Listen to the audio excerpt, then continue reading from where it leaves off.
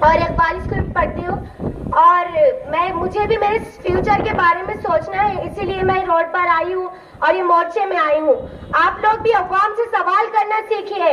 ये जो पेपर फुटी के बारे में हम बाहर निकले हैं, हम इसका इंसाफ लेकर रहेंगे। मैं अभी 10th में ही हूँ और मुझे भी अपने फ्यूचर के बारे में सोचना है। कुछ लड़कियां ऐसी है कि वो इतनी मेहनत करती है, इतनी पढ़ाई करती है, और कुछ लोग ऐसे हैं कि पैसे देकर डिग्री हासिल करते हैं। लेकिन हमें अपनी मेहनत से आगे बढ़ना है और हमें इंसाफ चाहिए। हम अवाम से सवाल करना सीखो और हम अपना इंसाफ लो। दिल्लीतील विद्यार्थी आंदोलनाच्या समर्थनार्थ आणि शिक्षण व्यवस्थेतील गोंधळाविरोधात जालन्याच्या अंबड शहरात विद्यार्थ्यांचा भव्य निषेध मोर्चा। मोर्चात शालेय विद्यार्थ्यांसह इतर खाजगी कोचिंग क्लासेसच्या विद्यार्थ्यांचा मोठ्या संख्येनं सहभाग। जोरदार घोषणाबाजीनं परिसर दणाणला। हातात तिरंगा घेऊन विद्यार्थिनींनी काढला भव्य निषेध मोर्चा। दिल्लीतील विद्यार्थी आंदोलनाच्या समर्थनार्थ आणि शिक्षण व्यवस्थेतील गोंधळाविरोधात जालन्याच्या अंबड शहरात आज विद्यार्थ्यांनी भव्य निषेध मोर्चा काढला आहे।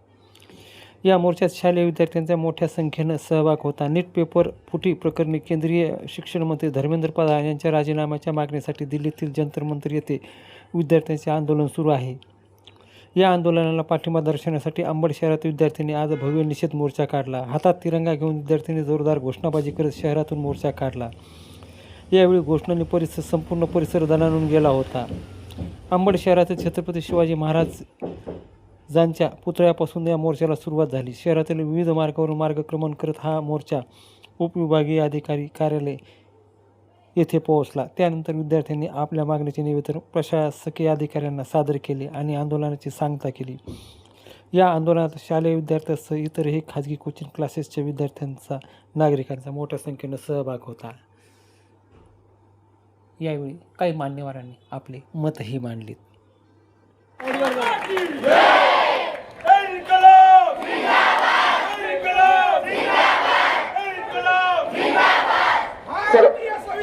थांबा, विद्यार्थ्यांना विनंती की थोडा वेळ थांबा। आभार प्रदर्शन होऊन या कार्यक्रमाचा समारोप होणार आहे।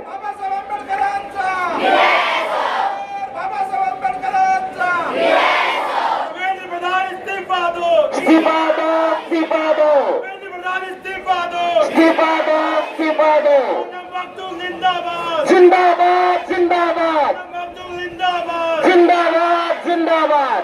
जब जुल्म करेगा सत्ता के हथियारों से चप्पा चप्पा गूंज उठेगा इनकलाब के नारों से। इनकलाब जिंदाबाद इनकलाब जिंदाबाद।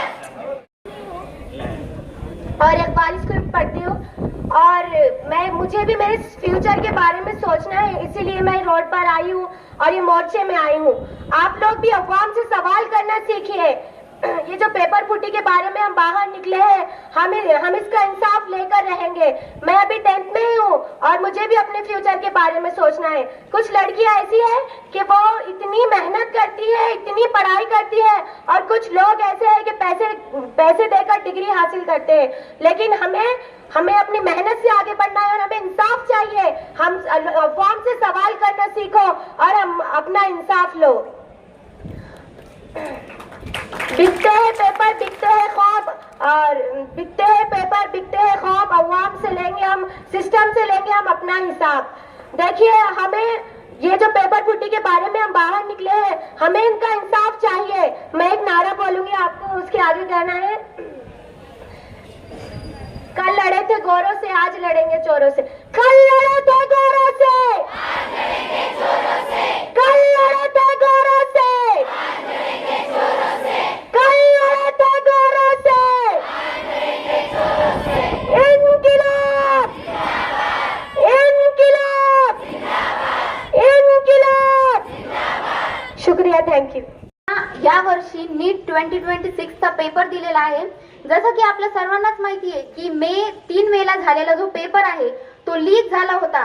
मोस्ट ऑफ द स्टुडंट्सला तो पेपर मिळाला होता ऑलरेडी नीट पेपरच्या अगोदरच, आणि तोच पेपर बघून विद्यार्थ्यांनी डायरेक्टली एक्झाम मध्ये जशाच तशा कॉपी करून एक्झाम मध्ये जास्त मार्क्स घेण्याचा प्रयत्न केलेला आहे। पण हे सर्व आपल्या समोर आलं, त्यामुळे आपण यावेळेस वाचलेलो आहोत। पण जर ही गोष्ट आपल्या समोर यावेळेस आली नसती तर ही पूर्ण जनरेशन जी आहे, ज्या विद्यार्थ्यांनी 2026 चा पेपर दिलेला आहे, त्यातले मोस्ट ऑफ द विद्यार्थी हे फेक डॉक्टर झाले असते आणि आपल्या फ्युचर जनरेशनचा इलाज त्या फेक डॉक्टर्सनी केला असता आणि आपलं पूर्ण जे भारत देश आहे तो फेक डॉक्टर्सनी भरलेला असता. तर अशा या करप्ट जो आपला एज्युकेशन मिनिस्टर आहे, अशा करप्ट एज्युकेशन मिनिस्टरने राजीनामा दिलाच पाहिजे अशी या सर्व आपल्या विद्यार्थ्यांची फक्त एक मागणी आहे. ही मागणी मागच्या 31 दिवसांपासून दिल्लीमध्ये असणाऱ्या जंतर मंतरवरती आपल्यासारखे सर्व विद्यार्थी करत आहेत, पण तरीही कुणीच त्या गोष्टीकडे लक्ष दिलेलं नाही आणि आपण सर्व सुद्धा याच गोष्टीसाठी इथे जमलेलो आहोत. माझी सर्व विद्यार्थ्यांना विनंती आहे की आपण सर्व या गोष्टींना पाठिंबा दिला पाहिजे. आपण दिल्लीला तर जाऊ शकत नाही, तिथे जाऊन प्रोटेस्ट करू शकत नाही, पण आपण इथे आलो आहोत. सर्वांचं खूप खूप धन्यवाद आणि माझं इतकंच म्हणणं आहे की आपण सर्वांनी धर्मेंद्र प्रधानचा राजीनामा हा मागितला पाहिजे आणि मागितलाच पाहिजे. Thank you so much. जय भारत. मी Asim Badshah, movement for peace and जस्टिसचा संस्थापक सदस्य आहे. मित्रांनो, मी जास्त वेळ बोलणार नाही. मला जागताची अनुमती मिळाली नाही बोलायची आणि इथे यायची, तरी मी तुमच्या सोबत इथून 2 किलोमीटरवर चालतो आलो. माझी 50% जबान कपलेली आहे आणि मी 4थ्या दर्जाचा कॅन्सरचा पेशंट आहे. परंतु हे मुद्दा असा आहे जे माझ्या बिमारीपेक्षा जास्त मोठा रोग भारताला लागलेला आहे.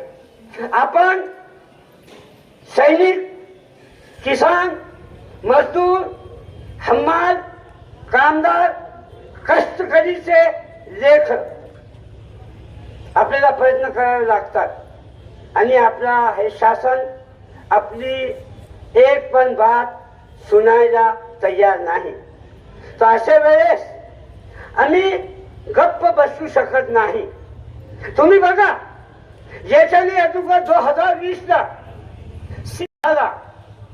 ज्याला आम्ही शाहीनबाग आंदोलन म्हणतात, त्याला दाबवण्याचं काम, त्याला रगडण्याचं काम, त्याला समाप्त करायचं काम आमची आपल्या शासनाने केलं.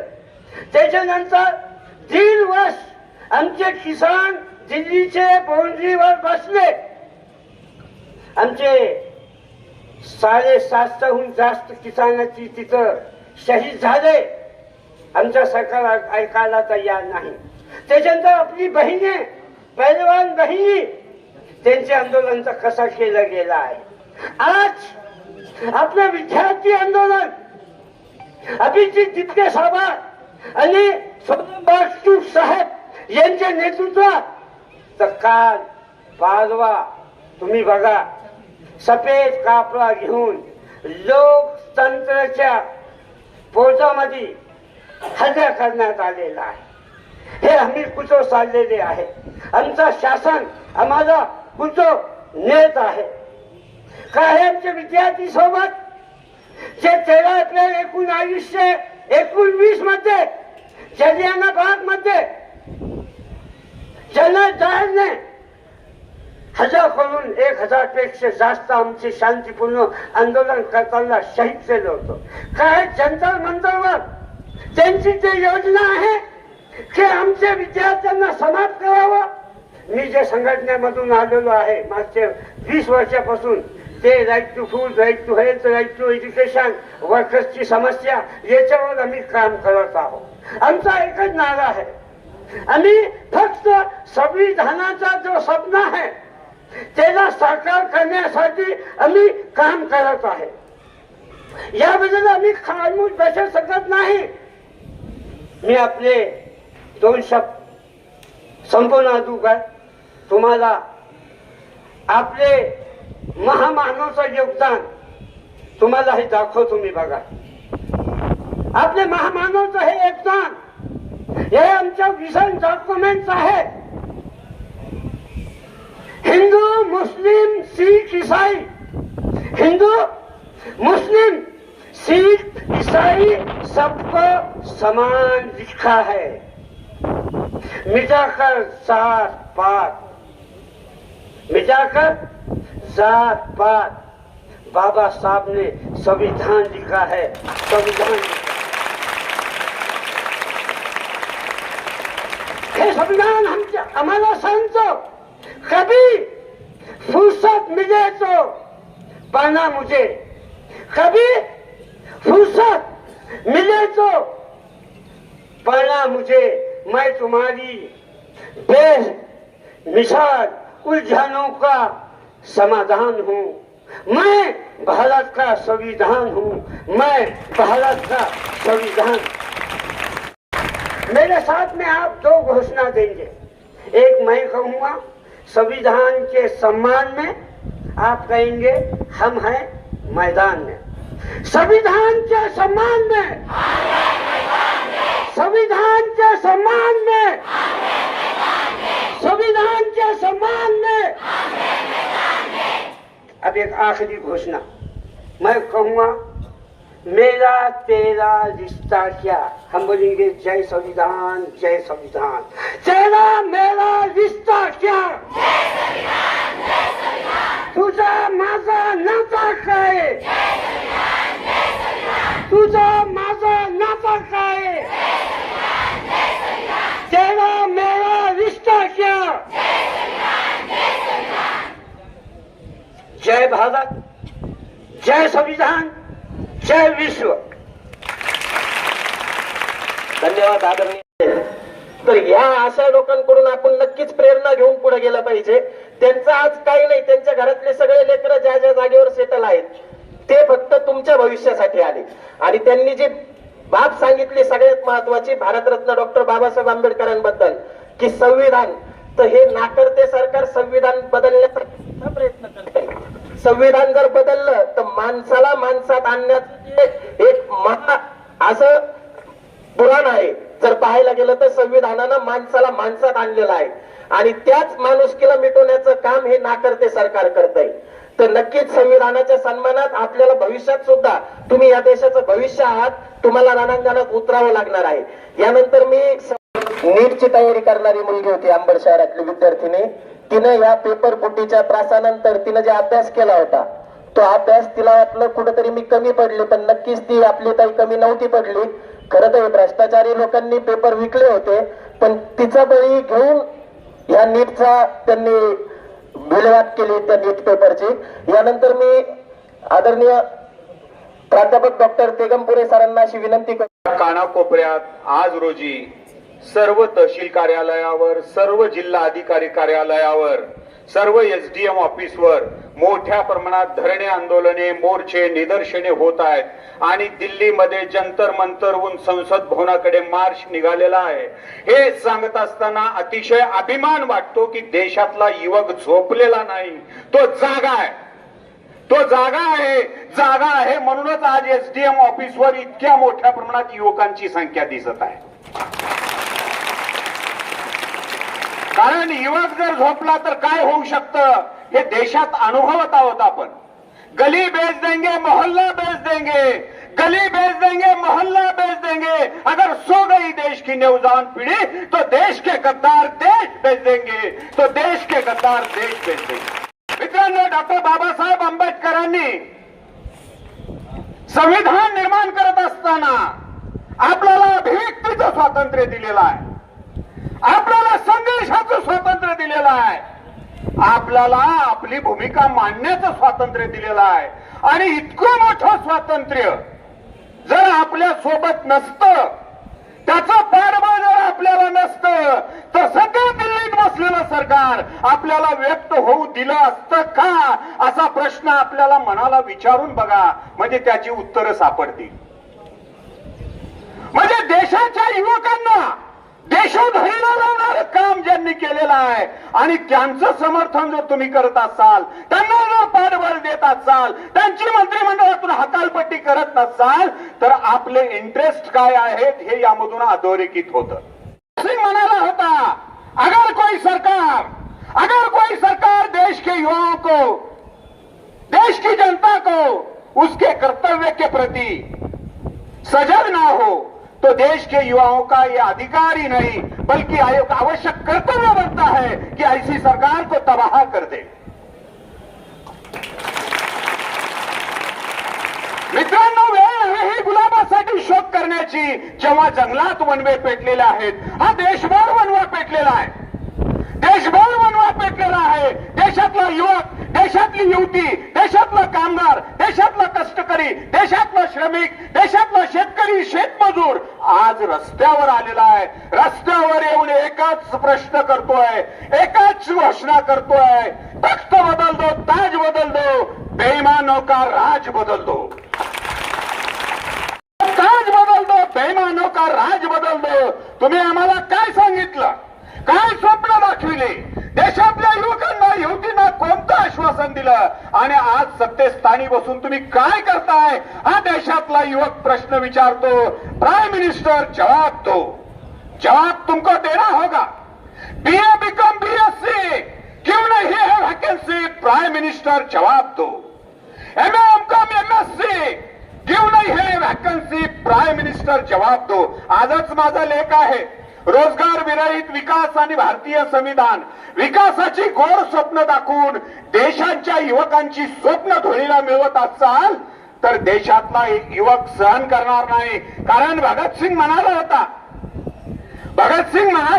23 वर्ष उन्हे पूर्ण जलात आयुष्य लाभलं, हसत हसत देशाला स्वातंत्र्य मिळावं म्हणून ज्यांनी फासावर गेला.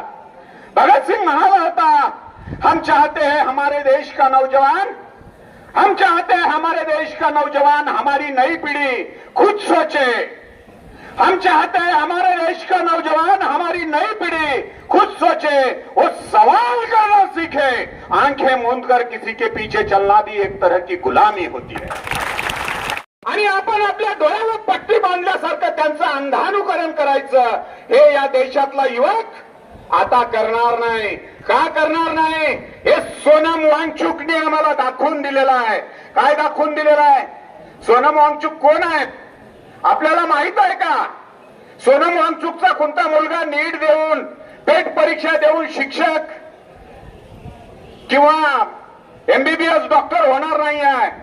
तुम्ही 3 इडियट्स नावाचा सिनेमा बघितलेला असेल, त्यातला आमिर खान नावाचं जे कॅरेक्टर आहे ते सोनम वांगचुकचं कॅरेक्टर आहे. म्हणजे प्रचंड विद्वान, मोठा सायंटिस्ट, ज्यांच्या नावे 350 पेक्षा अधिक पेटंट नोंदवले गेलेले आहेत. रॅमन मॅगसेस, जो आशियातला नोबेल पारितोषिक म्हणून ज्याचा उल्लेख केला जातो, अशा पुरस्काराने सन्मानित, देशाचा आपला सर्वोच्च पुरस्कार पद्मश्री या पुरस्काराने सन्मानित असे सोनम वांगचुक आहे. आणि त्यांना आता मान्यवरांनी भाषण करताना सांगितलं, त्या दिवशी जंतर मंतरच्या मैदानावरून मी ते दृश्य पाहत होतो, माझ्या डोळ्यात पाणी येत होतं. काय दृश्य होतं? वस्त्र जरी पांढरी असली तर तुमची मनं काळी आहेत हे त्याच्यातून दिसत होतं. आणि सोनम वांगचुकला स्ट्रेचर वगैरे काही वापरलं नाही. अगदी एका मुर्द्याला ज्या पद्धतीने उचलून नेतात त्या पद्धतीने उचलून नेण्याचं काम केलेलं आहे. हे या देशातला युवक कधीही विसरणार नाही. कारण ते आपल्या हिश्श्याची लढाई लढत आहेत, ते आपल्या हिश्श्याची लढाई लढत आहेत. म्हणून मित्रांनो, पक्षीय विचार, पक्षीय मतभेद काय आहेत हा महत्वाचा मुद्दा नाही. आज रोजी देश संकटात आहे. देश संकटात असताना तेवढेच देशाचे निश्चिम देशप्रेमी म्हणून आपण रस्त्यावर आलं पाहिजे. रस्त्यावर आलेलो आहोत, जॉब विचारलं पाहिजे, जॉब विचारत आहोत नव्हे, हा आवाज अधिक बुलंद केला पाहिजे. कारण किसी के जीने से अगर हम मर जाते हैं, किसी के जीने से अगर हम मर जाते हैं, बेहतर है वही मर जाए. कारण कुणाच्या सुखाची दुःखाची कल्पना, आमचं आयुष्य, आमच्या माता पिताची स्वप्न उद्ध्वस्त करून आम्ही पाहू शकत नाहीत. त्या आमच्या मर्यादा आहेत. कारण आम्ही कष्टकऱ्यांची मुलं आहोत, आम्ही शेतकऱ्यांची मुलं आहोत, आम्ही कामगारांची मुलं आहोत. शेतामध्ये कुंदा असतो. कुंदा माहित आहे का तुम्ही? शेतात बापाला नांगर धरताना बघितलंय का? ज्यांनी बघितलं असेल त्यांनी हात वर करा. शेतात कुंदा असतो. शेतातला कुंदा नांगर खोल घातल्याशिवाय नष्ट करता येत नाही. आणि हा देशभर विषारी कुंदा जो पसरलेला आहे, तो कुंदा आपल्याला नांगर खोलवर घालून हाकलल्याशिवाय जाणार नाही. कारण आपण शेतकऱ्यांची लेकरं आहोत. आम्ही लेखणी सुद्धा हातात घेतो आणि आमचं अवताच्या रुग्णावर हात असतं आणि तो रुग्ण जेव्हा हातात येईल त्यावेळेस लेखणी बरोबर ते रुग्ण ज्यावेळेस आमच्या हातात येईल तर तुमचं मस्तक आणि आमचं रुग्ण हा संघर्ष झाल्याशिवाय राहणार नाही. मित्रांनो, बोलण्यासारखं बरंच आहे, मान्यवर बोलणार आहेत, मांडणी करणार आहेत, पण मित्रांनो वेळ फार कठीण आलेली आहे. वेळ फार कठीण आलेली आहे. आपल्या हिश्श्याची लढाई सोनम वांगचुक लढत आहेत. देशभरातल्या विविध संघटनांचे, विद्यार्थी संघटनांचे प्रतिनिधी त्या ठिकाणी उपोषणाला बसलेले आहेत. त्यामध्ये SFI असेल, आयसा असेल, AISF असेल, या सर्व संघटनांचे प्रतिनिधी त्या ठिकाणी उपोषण बसलेले आहेत. काही जणाला 21 दिवस झालेले आहेत, काही जणाला 22 दिवस झालेले आहेत.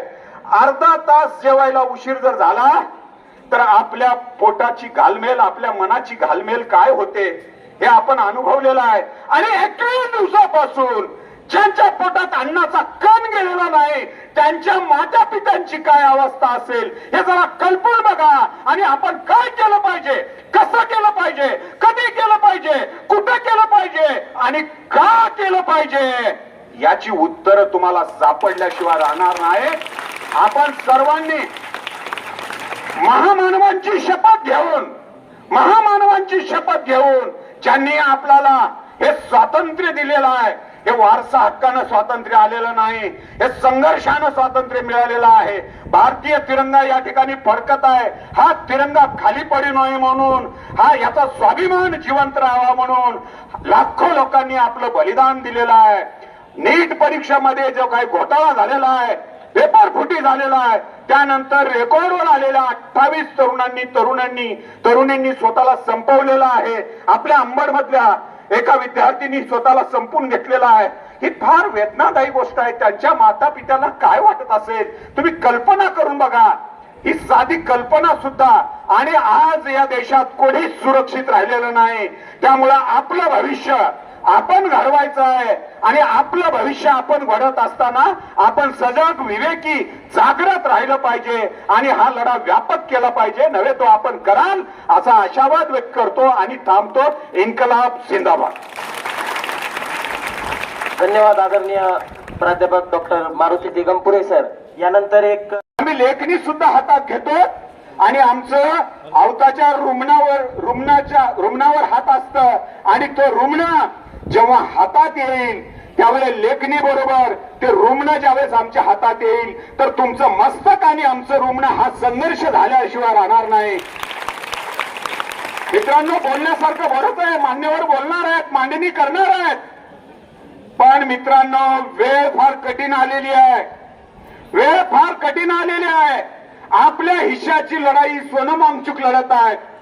देशभरातल्या विविध संघटनांचे, विद्यार्थी संघटनांचे प्रतिनिधी त्या ठिकाणी उपोषणाला बसलेले आहेत. त्यामध्ये SFI असेल, आयसा असेल, AISF असेल, या सर्व संघटनांचे प्रतिनिधी त्या ठिकाणी उपोषण बसलेले आहेत. काही जणाला 21 दिवस झालेले आहेत, काही जणाला 22 दिवस झालेले आहेत. अर्धा तास जेवायला उशीर जर झाला तर आपल्या पोटाची घालमेल, आपल्या मनाची घालमेल काय होते हे आपण अनुभवलेलं आहे. आणि 21 दिवसापासून ज्यांच्या पोटात अन्नाचा कण गेलेला नाही त्यांच्या माता पित्यांची काय अवस्था असेल हे जरा कल्पून बघा. आणि आपण काय केलं पाहिजे, कसं केलं पाहिजे, कधी केलं पाहिजे, कुठं केलं पाहिजे आणि का केलं पाहिजे याची उत्तरं तुम्हाला सापडल्याशिवाय राहणार नाही. आपण सर्वांनी महामानवांची शपथ घेऊन ज्यांनी आपल्याला हे स्वातंत्र्य दिलेलं आहे, हे वारसा हक्कानं स्वातंत्र्य आलेलं नाही, हे संघर्षानं स्वातंत्र्य मिळालेलं आहे. भारतीय तिरंगा या ठिकाणी फडकत आहे. हा तिरंगा खाली पडू नये म्हणून, हा याचा स्वाभिमान जिवंत राहावा म्हणून लाखो लोकांनी आपलं बलिदान दिलेलं आहे. नीट परीक्षेमध्ये जो काही घोटाळा झालेला आहे, पेपर फुटी झालेला आहे, त्यानंतर रेकॉर्डवर आलेल्या 28 तरुणींनी स्वतःला संपवलेलं आहे. आपल्या अंबडमधल्या एका विद्यार्थ्यांनी स्वतःला संपून घेतलेला आहे. ही फार वेदनादायी गोष्ट आहे. त्यांच्या माता पित्याला काय वाटत असेल तुम्ही कल्पना करून बघा. ही साधी कल्पना सुद्धा. आणि आज या देशात कोणीच सुरक्षित राहिलेलं नाही. त्यामुळं आपलं भविष्य आपण घडवायचं आहे आणि आपलं भविष्य आपण घडत असताना आपण सजग, विवेकी, जागृत राहिलं पाहिजे आणि हा लढा व्यापक केला पाहिजे. नव्हे तो आपण कराल असा आशावाद व्यक्त करतो आणि थांबतो. इन्कलाब जिंदाबाद. धन्यवाद आदरणीय प्राध्यापक डॉक्टर मारुती दिगंपुरे सर. यानंतर एक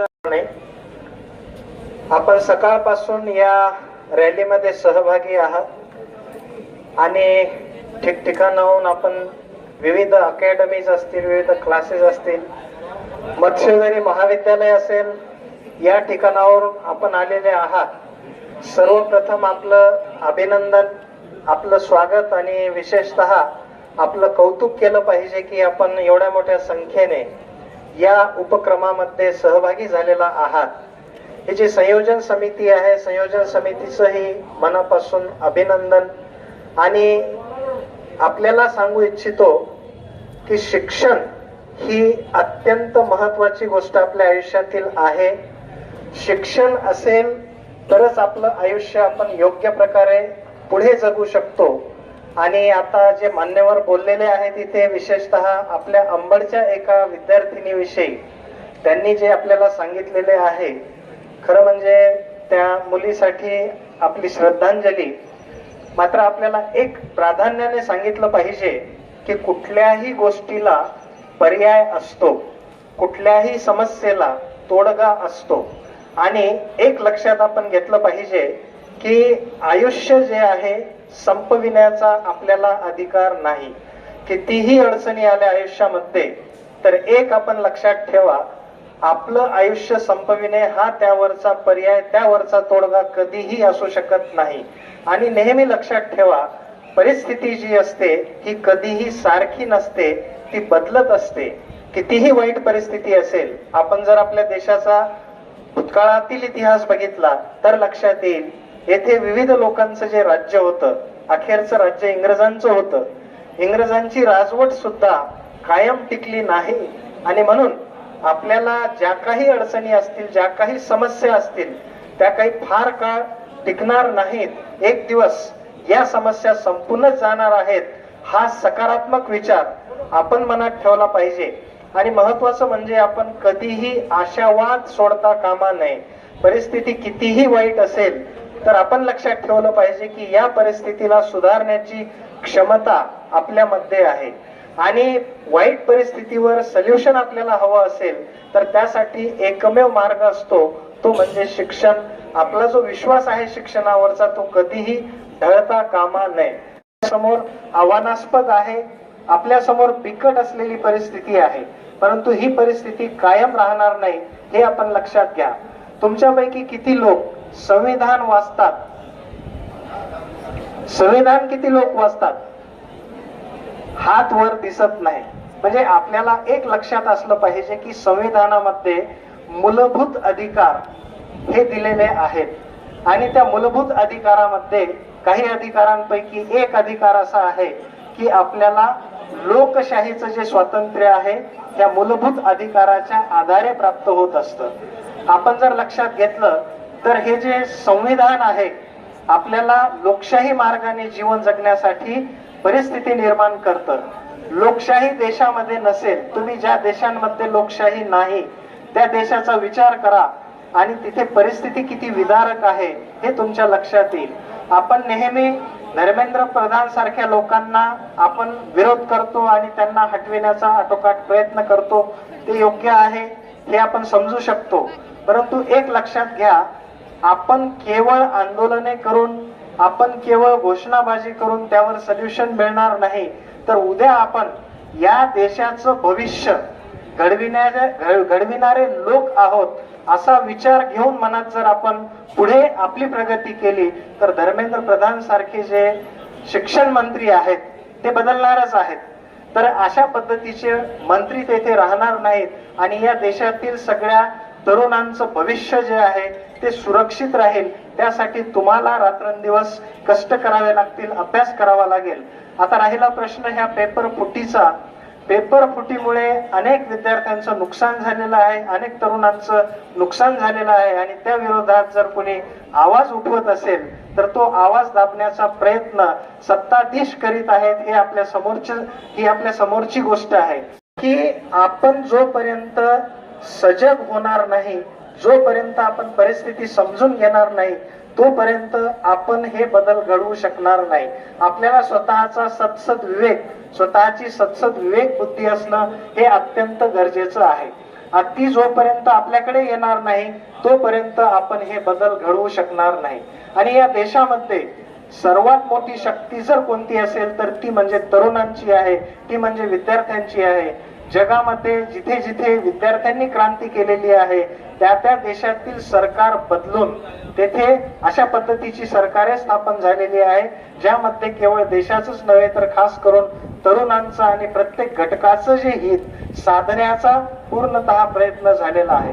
ही जी क्षमता आहे ती तरुणांमध्ये आहे आणि ही जी क्षमता आहे विकसित करण्याचं कुठलं साधन असेल तर ते म्हणजे आपला जो अभ्यास आहे तो आहे. आपण निराशावादी होऊ नका. परिस्थिती कशीही असली, कितीही भ्रष्टाचार असला तर हा भ्रष्टाचार मिटविण्याची क्षमता आपल्यामध्ये निर्माण झाली पाहिजे. या पद्धतीने आपण स्वतःला तयार केलं पाहिजे. आपल्या देशामध्ये आपल्याला माहित असेल 3 प्रकारच्या संस्था या देशाच्या स्थिरतेसाठी काम करीत असतात. एक आहे विधिमंडळ, दुसरं आहे कार्यकारी मंडळ आणि तिसरं आहे न्यायमंडळ. आणि यांना जोडून चौथा जो स्तंभ आपण म्हणत असतो तो म्हणजे पत्रकारितेचा स्तंभ असतो. या माध्यमातून ही लोकशाही चालत असते. परंतु आपल्याला माहित आहे की आजकाल प्रत्येक ठिकाणी प्रत्येक प्रकारची जी स्वायत्त संस्था आहे, स्वायत्त संस्था म्हणजे कोणती? एक संस्था अशी की तिला स्वतःला पूर्ण निर्णय घेण्याचा अधिकार असतो.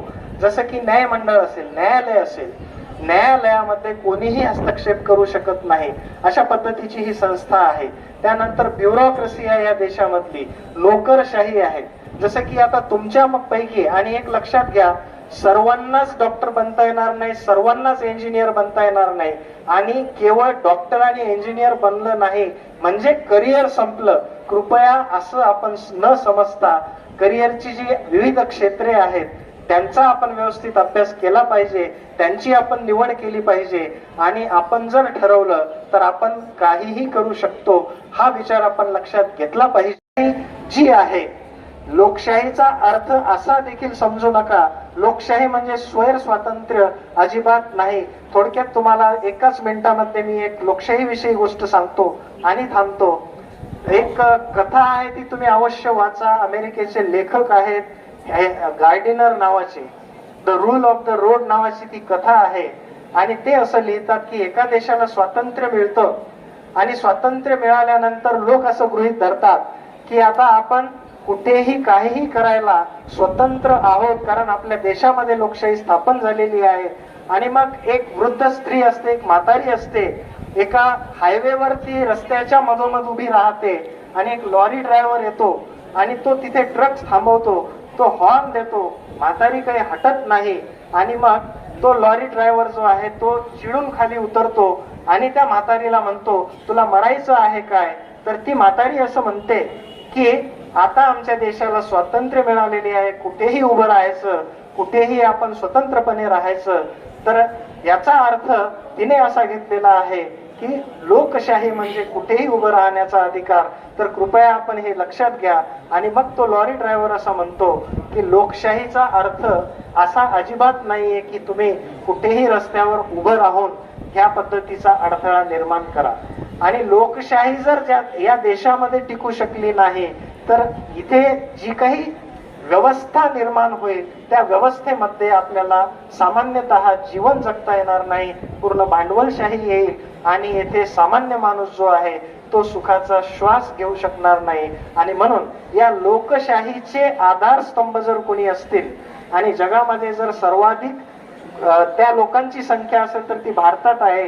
ते लोक म्हणजे तुम्ही आहात, ते लोक म्हणजे तुम्ही तरुण वर्ग आहात. तरुण वर्गाने सजग राहिलं पाहिजे, तरुण वर्गाने आशा सोडली नाही पाहिजे, तरुण लोकांनी ध्येयवाद ठेवला पाहिजे, तरुण लोकांनी कधीही नकारात्मक विचाराला थारा दिला नाही पाहिजे. हे जर तुमच्याकडून झाले तर मला असं वाटतं की तुमच्यामध्ये कधीही निराशा निर्माण होणार नाही आणि तुमच्या सर्वांचं जे करिअर आहे ते बनल्याशिवाय राहणार नाही. आणि आपण पाहतो प्रत्येक क्षेत्रामध्ये परीक्षेची अवस्था ही अत्यंत विदारक झालेली आहे. आज आपल्याला माहित आहे की राष्ट्रीय शैक्षणिक धोरण जे आलेलं आहे, ज्याला आपण नवीन शैक्षणिक धोरण म्हणून सगळे लोक म्हणतात, तर या धोरणामधून सुद्धा काही गोष्टी अशा आहेत त्या आपण माहीत करून घेतल्या पाहिजे आणि त्या माध्यमातून योग्य काय चाललेलं आहे, अयोग्य काय चाललेलं आहे हे आपण लक्षात घ्या. अंतिमतः आपल्याला एकच सांगू इच्छेन की ज्यावेळेस डॉक्टर बाबासाहेब आंबेडकर संविधान देशाला अर्पण करीत होते तर त्यावेळेस त्यांनी आपल्या भाषणातून सांगितलेलं आहे, संविधान कितीही चांगलं असेल मात्र त्याला राबविणारे लोक वाईट असतील तर ते संविधान वाईट ठरतं. मात्र संविधान कितीही वाईट असेल त्याला राबविणारे लोक जर चांगले असतील तर ते संविधान चांगले ठरेल. आणि पुन्हा त्यांनी असं सांगितलेलं आहे, जेव्हा राजकीय व्यवस्थेमध्ये व्यक्तिपूजा येते तर त्यावेळेस हुकुमशाही जन्माला येते. आणि म्हणून ही हुकुमशाही असेल किंवा हे संविधान संवर्धन असेल, हे जर टिकविण्याची, ही हुकुमशाही घालविण्याची आणि संविधान टिकविण्याची जबाबदारी ही फक्त तुम्हा लोकांवर अवलंबून आहे. आणि हे लक्षात ठेवा, जोपर्यंत संविधान असेल तोपर्यंत तुम्हाला स्वातंत्र्य असेल, तोपर्यंत तुमच्यामध्ये समता असेल, तोपर्यंत तुमच्यामध्ये एक क्षमता असेल कुठेही जाऊन स्थित होण्याची. अन्यथा जिथे लोकशाही नसते तिथे गुलामगिरी असते. ही पुढची गुलामगिरी आपल्याला जर टाळायची असेल तर आपण बौद्धिक क्षमता विकसित करा, आपण खूप अभ्यास करा आणि विविध प्रकारचे करिअरचे मार्ग आहेत. जसं तुम्हाला इंजिनिअरिंग शिवाय रेल्वे डिपार्टमेंट आहे, बँकिंगचं डिपार्टमेंट आहे, त्यानंतर अनेकविध क्षेत्रे आहेत की ज्या क्षेत्रामध्ये तुम्ही आपलं करिअर निर्माण करू शकता. आणि